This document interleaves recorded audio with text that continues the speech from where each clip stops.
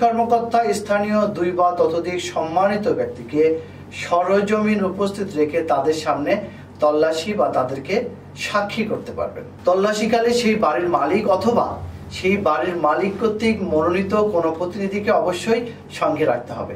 আর তল্লাশিকালে কাঙ্ক্ষিত কোনো মালামাল পাওয়া গেলে পুলিশ কর্মকর্তা তার একটি তালিকা প্রস্তুত করবেন।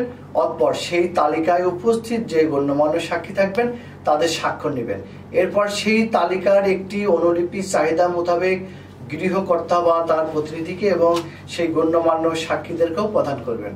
তল্লাশিকালে যদি কোনো মালামাল পাওয়া না যায় তাহলে জব্দকৃত কোনো মালামাল পাওয়া যায়নি মর্মে জব্দ তালিকা প্রস্তুত করে উপরে উল্লেখিত একই পদ্ধতিতে সংশ্লিষ্টদের তার অনুলিপি প্রদান করতে হবে। যদি এ প্রসঙ্গে মহামান্য হাইকোর্ট 45 DLR 297 পৃষ্ঠে একটি সিদ্ধান্ত দিয়েছে, সাক্ষীদের উপস্থিতিতে তল্লাশি চালানোর বিধান করার লক্ষ্য হচ্ছে তদন্তকারী কর্মকর্তার